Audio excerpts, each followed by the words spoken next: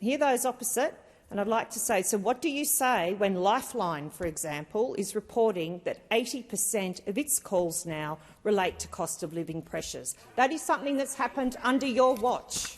This is under your watch. Deputy Speaker, real wages have fallen significantly under those opposite. I give the call to the member for Hughes. Thank you, Deputy Speaker. I rise to speak on this matter of public importance, and I thank the member for Hume for bringing this.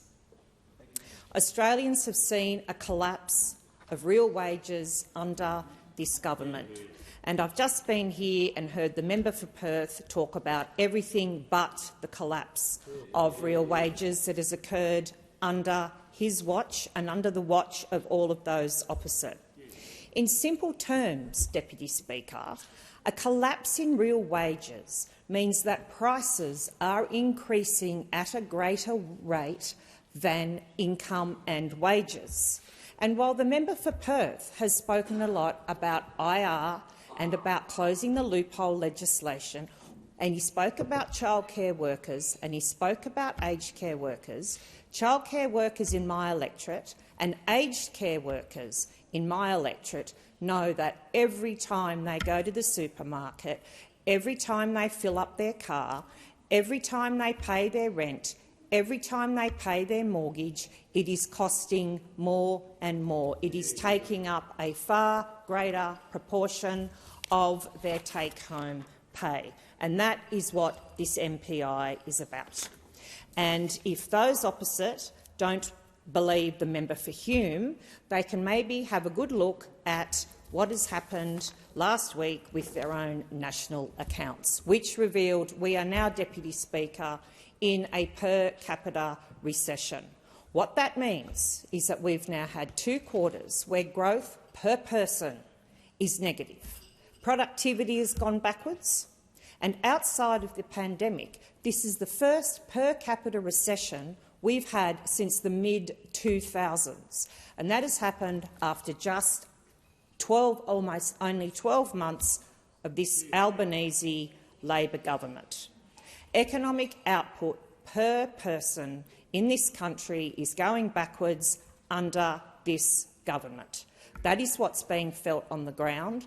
That is what we are all hearing from Australian families, from Australian businesses. It's what families and businesses in my electorate, Deputy Speaker, are telling me every day. And, Deputy Speaker, the real concern here is that this is not just an economic position, a bad economic position that Labor has put Australians into. It's not just an economic issue, it's not just a financial issue, it's a very personal issue and it's a social issue. And particularly, Deputy Speaker, I draw the attention of those opposite to the recent report by Suicide Prevention Australia, its State of the Nation into Suicide Prevention report. It states the most significant risks to suicide rates over the next 12 months are cost of living and personal debt.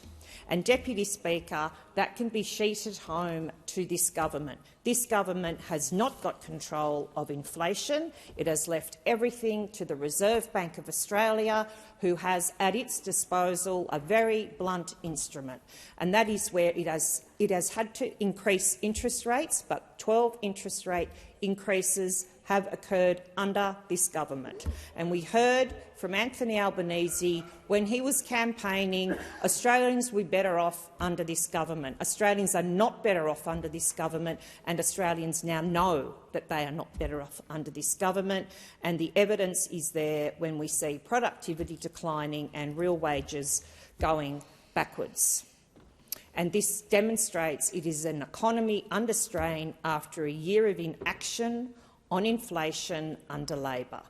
And when Labor talk about challenges on the global horizon and blame events overseas or try to distract the country with events here, that is simply not good enough. It is not an adequate excuse for a lack of an economic growth agenda. It is not an excuse for their failure to have addressed inflation.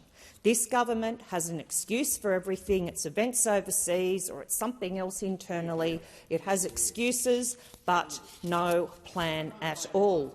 Deputy Speaker. Hear those opposite, and I'd like to say, so what do you say when Lifeline, for example, is reporting that 80% of its calls now relate to cost of living pressures? That is something that's happened under your watch. This is under your watch. Deputy Speaker, real wages have fallen significantly under those opposite. They need to come up with a plan to address inflation and increase productivity. Time has expired.